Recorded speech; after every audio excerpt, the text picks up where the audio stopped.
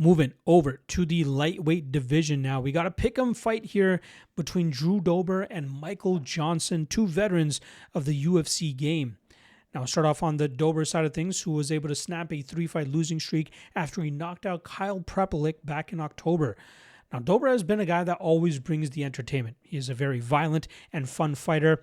His last 8 wins have all come inside the distance, with his last win by decision coming in August of 2018. He's 37 years old, so he's definitely getting up there in age, maybe slowing a little bit, and maybe that's why he's getting finished more often than not in some of his fights. But he's also made some bonehead decisions inside the cage, most notably against Renato Moicano, where he engaged in the grappling, allowing Moicano an opening to get the fight into his realm and grind that fight out the way that he did. But Dober is most dangerous when he can let go with his strikes. He's fast, he's explosive, he's powerful. That's where he's often able to hurt his opponents and eventually get them out of there. But he is starting to slow down a little bit, right? We saw him struggle a little bit with Prepelic, specifically in the second round of that matchup. As we went into the third round, Dober hit Prepelic in the nuts pretty badly. It took Prepelic nearly 5 minutes to recover from that, thus forcing the referee to take a point away from Dober, and that seemingly lit a fire under Dober, knowing he probably needs a finish if he wants to walk out of Vancouver with the win, and that's exactly what he was able to muster up just a few seconds after the fight resumed, and that's what he leans on. But he often leaves himself vulnerable to getting countered and hit by his opponents as well. His grappling, mediocre at best. I'd say the best trait in his game, 2 things: his experience, fighting in the UFC for 10 plus years at this point in time, and his speed and power, especially early on in matchups. Now, he's going up against a nearly 40-year-old Michael Johnson, who has a little bit of a career resurgence going on. He's on a 3-fight winning streak, which is the first 3-fight winning streak he's been on in 11 years. That's crazy to think, considering the amount of hype he had coming off The Ultimate Fighter. I believe he was the first pick on The Ultimate Fighter that season.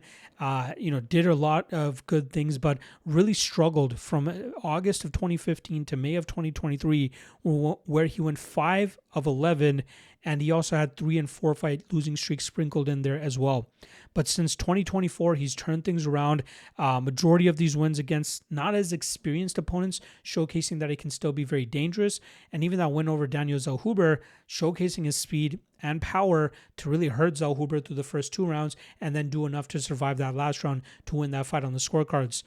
He's still good, right? Some of the losses in that run from 2015 to 2023, a couple fight IQ mistakes, right?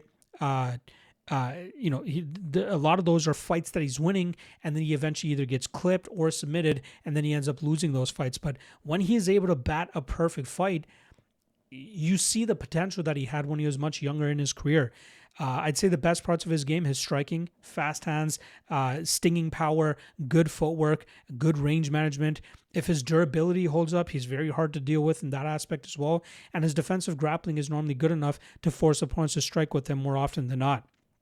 Now here with Drew Dober, fun fight. 2 veterans, 2 guys that we know that are more than likely not going to be able to fight for a title, or at least get close enough to a title shot or title contention, but it's still a fun fight based on how they fight.